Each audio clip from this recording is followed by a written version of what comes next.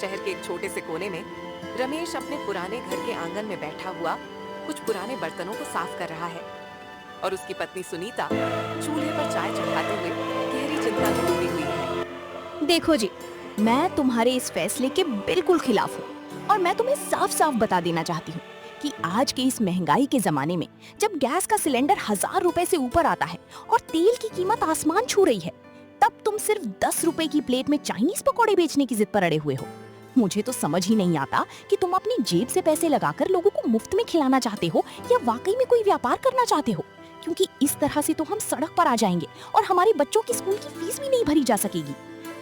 सुनीता, तुम सिर्फ नुकसान और फायदे की तराजू में इस काम को तोल रही हो, लेकिन तुम उस गरीब मजदूर के बारे में नहीं सोच रही जो दिन भर तपती धूप में पसीना बहाता है और शाम को जब उसे भूख लगती है तो उसकी जेब में सिर्फ 20 या 30 रुपए होते हैं, जिसमें उसे पूरे परिवार के लिए कुछ सोचना पड़ता है। मैं चाहता हूं कि हमारा ये ठेला उन लोगों के लिए एक आसरा बने जो कम पैसों में भी अपना पेट भर सके। और मुझे पूरा विश्वास है कि जब हम साफ सफाई से और पूरी ईमानदारी से सिर्फ 10 रुपए में स्वादिष्ट चाइनीज पकौड़े देंगे तो हमारे पास ग्राहकों की कोई कमी नहीं होगी और भगवान हमारी मेहनत का फल हमें जरूर देगा। तुम्हारी ये बड़ी बड़ी बातें सुनने में तो बहुत अच्छी लगती हैं रमेश, लेकिन इस हकीकत की दुनिया में सिर्फ बातों से पेट नहीं भरता। और जब हमारे घर का राशन खत्म होगा तब क्या तुम दुकान वाले को अपनी ये ईमानदारी की बातें सुनाकर आटा और दाल उधार मांगोगे? मुझे तो डर लग रहा है कि कहीं तुम्हारी इस जिद की वजह से हमारा जो थोड़ा बहुत जमा पैसा है वो भी मिट्टी में ना मिल जाए, क्योंकि इस धंधे में बहुत से लोग पहले से ही अपनी दुकानें सजाकर बैठे हैं और वे तुम्हें इतनी आसानी से टिकने नहीं देंगे। मुझे किसी से कोई मुकाबला नहीं करना है सुनीता, और ना ही मुझे रातों रात अमीर बनने का कोई लालच है, क्योंकि मैं जानता हूँ कि जब इंसान का इरादा नेक होता है तो रास्ते अपने आप बन जाते हैं। मैंने कल ही राजू को बात करने के लिए बुलाया है, जो बाजार में खाली घूम रहा है और उसे भी काम की बहुत जरूरत है। वो मेरे साथ इस ठेले पर हाथ बटाएगा और हम दोनों मिलकर सुबह से ही तैयारी शुरू कर देंगे ताकि शाम तक पहला धान तैयार हो सके।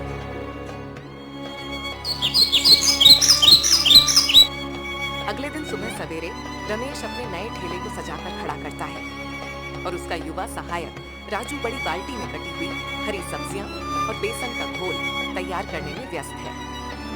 रमेश भाई, मैंने सारी सब्जियां बिल्कुल बारीक काट दी हैं और चटनी भी इतनी तीखी और मजेदार बनाई है कि जो भी एक बार चखेगा वो बार बार हमारे पास ही दौड़ा चला आएगा। लेकिन मुझे अभी भी डर लग रहा है कि क्या सच में हम सिर्फ 10 रुपए में इतनी बड़ी प्लेट दे पाएंगे, क्योंकि मैंने बाजार में देखा है कि बड़ी दुकानों वाले इसी चीज के 60 से 70 रुपए वसूलते हैं। राजू, तुम्हें घबराने की कोई जरूरत नहीं है, क्योंकि हमारा मकसद ज्यादा मुनाफा कमाना नहीं बल्कि ज्यादा से ज्यादा लोगों तक पहुंचना है। और जब हम कम दाम में बेहतरीन स्वाद देंगे तो हमारी बिक्री इतनी ज्यादा होगी कि हमें थोड़ा थोड़ा करके भी अच्छा मुनाफा मिल जाएगा। तुम बस कढ़ाई में तेल गरम करो और भगवान का नाम लेकर पहला घान तेल में डालो, क्योंकि आज से हमारे इस नए सफर की शुरुआत हो रही है और हमें अपने ग्राहकों को कभी निराश नहीं करना है। आपकी बातें सुनकर मेरे अंदर भी एक नया जोश आ गया है रमेश भाई, और मैं वादा करता हूँ कि मैं पूरी ईमानदारी से आपके साथ काम करूंगा, क्योंकि जब मेरी माँ बीमार थी तब आपने ही मेरी मदद की थी, और आज जब आप ये अच्छा काम शुरू कर रहे हैं तो मैं अपना पूरा खून पसीना एक कर दूंगा ताकि हमारा ये चाइनीज पकौड़े का ठेला पूरे शहर में मशहूर हो जाए। धीरे धीरे शाम ढलने लगती है और ठेले से उठती हुई गर्मा गर्म पकौड़ों की खुशबू आसपास से गुजरने वाले राहगीरों को अपनी ओर आकर्षित करने लगती है। तभी राघव नाम का एक कॉलेज का छात्र वहां आकर रुकता है। भैया, मैंने वहां बोर्ड पर पढ़ा कि आप सिर्फ 10 रुपए में चाइनीज पकौड़े दे रहे हैं, तो क्या ये सच है या फिर ये सिर्फ ग्राहकों को बुलाने का कोई नया तरीका है? क्योंकि आजकल तो चाय का एक कप भी 10 रुपए में मुश्किल से मिलता है और आप इतने सारे पकौड़े देने का दावा कर रहे हैं। बाबूजी, हमारे यहाँ कोई धोखा या झूठ का धंधा नहीं है, और आप खुद अपनी आंखों से देख लीजिए कि ये गर्मा गर्म पकौड़े आपके सामने ही कढ़ाई से निकल रहे हैं, और हम पूरे 10 पकौड़े इस तीखी शेजवान चटनी और पत्ता गोभी के सलाद के साथ सिर्फ 10 रुपए में ही दे रहे हैं। आप एक बार खाकर देखिए, और अगर आपको स्वाद पसंद ना आए तो आप पैसे भी मत दीजिएगा, क्योंकि हमारे लिए ग्राहक की संतुष्टि ही सबसे बड़ा इनाम है। अरे वाह भैया, ये तो सचमुच बहुत ही स्वादिष्ट और एकदम कुरकुरे हैं, और इस चटनी का स्वाद तो किसी बड़े रेस्टोरेंट से भी बेहतर है जो हमसे एक प्लेट के 100 रुपए वसूलते हैं। मैं कल अपने कॉलेज के सारे दोस्तों को लेकर यहाँ आऊंगा, क्योंकि हम जैसे छात्रों के लिए जो हॉस्टल में रहते हैं और जिनके पास जेब खर्च बहुत कम होता है, उनके लिए आपका ये ठेला किसी वरदान से कम नहीं है। जैसे जैसे दिन बीतते हैं, रमेश के ठेले पर लोगों की भीड़ बढ़ती जाती है और ये बात पास ही के एक बड़े और महंगे चाइनीज रेस्टोरेंट के मालिक दिनेश को बिल्कुल रास नहीं आती, जो अपने खाली पड़े केबिन में बैठकर गुस्से में लाल पीला हो रहा है। ये मामूली सा ठेले वाला मेरे इतने बड़े और आलीशान रेस्टोरेंट के धंधे को चौपट करने पर तुला हुआ है, और मुझे समझ नहीं आ रहा कि लोग उस धूल मिट्टी वाले ठेले पर सिर्फ 10 रुपए के घटिया पकौड़े खाने के लिए इतनी लंबी कतारों में क्यों खड़े रहते हैं, जबकि मेरे पास बैठने के लिए वातानुकूलित केबिन है और बेहतरीन सर्विस है। अगर ये तमाशा कुछ दिन और चला तो मुझे अपने स्टाफ को निकालने की नौबत आ जाएगी, और मैं ऐसा हरगिज होने नहीं दे सकता, क्योंकि इस बाजार पर सिर्फ मेरा राज चलता है। दिनेश अपने फोन पर स्थानीय पुलिस इंस्पेक्टर विजय को डायल करता है, जो उसका पुराना मददगार है, और उसे अपनी समस्या बताने लगता है। इंस्पेक्टर साहब नमस्कार, मैं दिनेश बोल रहा हूं और मुझे आपकी मदद की तुरंत जरूरत है, क्योंकि मेरे रेस्टोरेंट के ठीक सामने सड़क के उस पार एक नया ठेले वाला आ गया है जो बिना किसी लाइसेंस के सड़क पर अतिक्रमण करके चाइनीज पकौड़े बेच रहा है, और उसकी वजह से पूरी सड़क पर जाम लगा रहता है।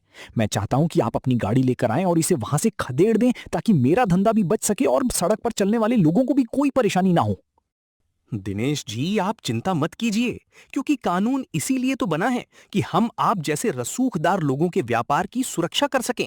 और मैं अभी अपने 2 सिपाहियों को भेजकर उस ठेले वाले का सारा सामान जब्त करवा देता हूं, ताकि उसे समझ आ जाए कि बिना इजाजत और बिना रिश्वत दिए इस इलाके में दुकान चलाना कितना भारी पड़ सकता है। कुछ ही देर में इंस्पेक्टर विजय अपनी पूरी वर्दी में और हाथ में डंडा लिए रमेश के ठेले पर पहुंच जाता है, जहां ग्राहकों की भारी भीड़ लगी हुई है। ए ठेले वाले, बंद करिए अपनी दुकान और सारा सामान समेटकर पुलिस थाने चलने की तैयारी कर, क्योंकि तूने पूरी सड़क को घेर रखा है और बिना किसी सरकारी मंजूरी और नगर निगम के लाइसेंस के तू यहाँ सरेआम दुकान चला रहा है। मुझे शिकायत मिली है कि तेरे इस ठेले की वजह से यहाँ ट्रैफिक जाम होता है और तू लोगों को सड़ा गला खाना खिलाकर बीमार कर रहा है। साहब आप शांत हो जाइए और मेरी बात सुनिए कि मैं किसी को कोई नुकसान नहीं पहुंचा रहा हूं और ना ही सड़क पर कोई अतिक्रमण कर रहा हूं, क्योंकि हमारा ठेला बिल्कुल किनारे पर खड़ा है, जहां से चलने वालों को कोई असुविधा नहीं होती। रही बात खाने की गुणवत्ता की, तो आप खुद इस चटनी और पकौड़ों की जांच करवा सकते हैं, क्योंकि हम हर चीज बिल्कुल ताजी और साफ सुथरी इस्तेमाल करते हैं और सिर्फ 10 रुपए में लोगों का पेट भरते हैं। हाँ साहब, हमारे रमेश भाई बहुत ही भले इंसान हैं और वे कभी किसी के साथ बेईमानी नहीं कर सकते। और कई बार तो जो गरीब लोग पैसे नहीं दे पाते, उन्हें वे मुफ्त में भी खाना खिला देते हैं। इसलिए आप मेहरबानी करके हमारा ठेला बंद मत करवाइए, क्योंकि यही हमारी रोजी रोटी का एकमात्र साधन है। मुझे तुम्हारी ये भावुक कहानियां नहीं सुननी है, और कानून सिर्फ सबूतों और कायदे कानून पर चलता है, ना कि तुम्हारी इस नकली हमदर्दी पर। इसलिए चुपचाप अपना ठेला यहाँ से हटाओ, वरना मुझे बल का प्रयोग करना पड़ेगा और सारा सामान नाले में फेंकना पड़ेगा। तभी वहां खड़े राघव और कई अन्य ग्राहक इंस्पेक्टर विजय के सामने आ जाते हैं और रमेश के समर्थन में जोर जोर से बोलने लगते हैं। इंस्पेक्टर साहब, आप एक सीधे और सच्चे इंसान को इस तरह परेशान नहीं कर सकते, क्योंकि हम सब गवाह हैं कि यहाँ कोई जाम नहीं लगता और ना ही कोई गंदगी फैलाई जाती है, बल्कि हम छात्रों और गरीब मजदूरों को सिर्फ 10 रुपए में भरपेट और सेहतमंद खाना मिलता है, जो इस शहर में और कहीं नहीं मिल सकता। अगर आप इस ठेले को जबरदस्ती हटाएंगे तो हम सब मिलकर इसके खिलाफ विरोध प्रदर्शन करेंगे और सोशल मीडिया पर आपकी इस मनमानी का वीडियो बनाकर डाल देंगे, जिससे आपकी नौकरी पर भी आंच आ सकती है। देखो लड़कों, तुम कानून के काम में बाधा डालने की कोशिश मत करो, वरना मुझे तुम सबको भी सरकारी काम में रुकावट डालने के आरोप में हवालात की हवा खिलानी पड़ेगी, और फिर तुम्हारा करियर हमेशा के लिए बर्बाद हो जाएगा। आप हमें डराने की कोशिश मत कीजिए, क्योंकि हम सच के साथ खड़े हैं और कानून किसी गरीब का पेट छीनने की इजाजत नहीं देता, बल्कि वो उन अमीरों पर शिकंजा कसने के लिए है जो गरीबों का खून चूसते हैं। और हमें अच्छे से पता है कि आपको किसने भेजा है, क्योंकि उस सामने वाले रेस्टोरेंट के मालिक दिनेश को रमेश भैया की सफलता हजम नहीं हो रही है। इंस्पेक्टर विजय ग्राहकों के इस कड़े विरोध को देखकर थोड़ा झिझक जाता है और वह बिना कोई कार्रवाई किए वहां से वापस जाने का फैसला करता है। लेकिन दिनेश के मन में नफरत की आग और भड़क उठती है। ये इंस्पेक्टर भी किसी काम का नहीं निकला और जरा से कॉलेज के लड़कों के दबाव में आकर दुम दबाकर भाग खड़ा हुआ। लेकिन मैं इतनी आसानी से हार मानने वालों में से नहीं हूं और अब मुझे खुद ही कोई ऐसा कदम उठाना पड़ेगा जिससे इस रमेश का ये चाइनीज पकौड़े का धंधा हमेशा हमेशा के लिए बंद हो जाए और उसे इस शहर को छोड़कर भागना पड़े। दिनेश अपने रेस्टोरेंट के पिछले दरवाजे पर एक शातिर अपराधी और जेब कतरे कालू को बुलाता है और उसे पैसे का लालच देकर एक गहरी साजिश रचता है।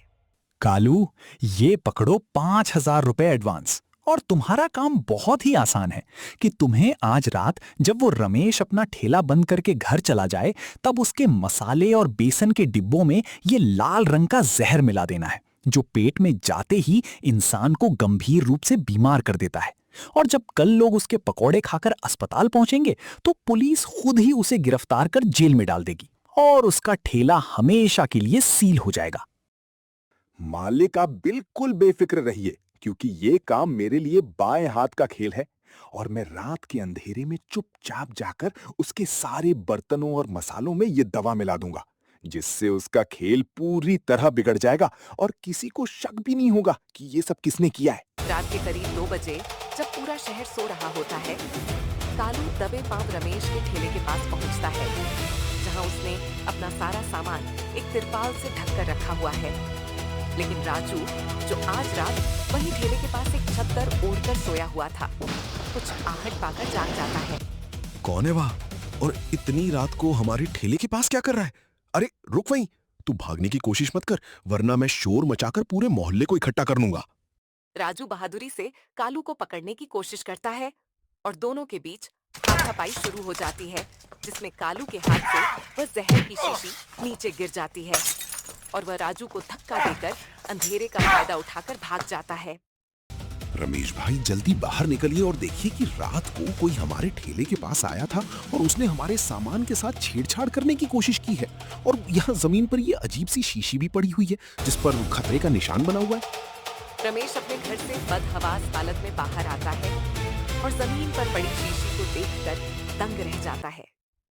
हे भगवान, ये तो चूहे मारने और फसलों में डालने वाला तेज जहर है और इसका मतलब है कि कोई हमारे ग्राहकों की जान के साथ खिलवाड़ करना चाहता था ताकि हमारा नाम बदनाम हो सके और हमारा धंधा बंद हो जाए। ये जरूर उसी दिनेश का काम होगा क्योंकि वही हमसे सबसे ज्यादा नफरत करता है और उसने पहले पुलिस को भी भेजा था। रमेश, मैंने तुमसे पहले ही कहा था कि इस धंधे में बहुत से दुश्मन बन जाते हैं और अब तो बात हमारी जान और इज्जत पर बनाई है। इसलिए मैं हाथ जोड़कर कहती हूँ कि इस ठेले को बंद कर दो, क्योंकि अगर कल को किसी ग्राहक को कुछ हो गया तो हमारी पूरी जिंदगी जेल की सलाखों के पीछे कटेगी। नहीं सुनीता, अब मैं पीछे नहीं हट सकता क्योंकि अगर मैं आज डर कर भाग गया तो उस पापी की जीत हो जाएगी और सच्चाई की हार होगी। हमें इस बात की शिकायत पुलिस में करनी होगी और उस दिनेश को उसके किए की सजा दिलवानी होगी, चाहे इसके लिए मुझे अपनी जान की बाजी ही क्यों ना लगानी पड़े।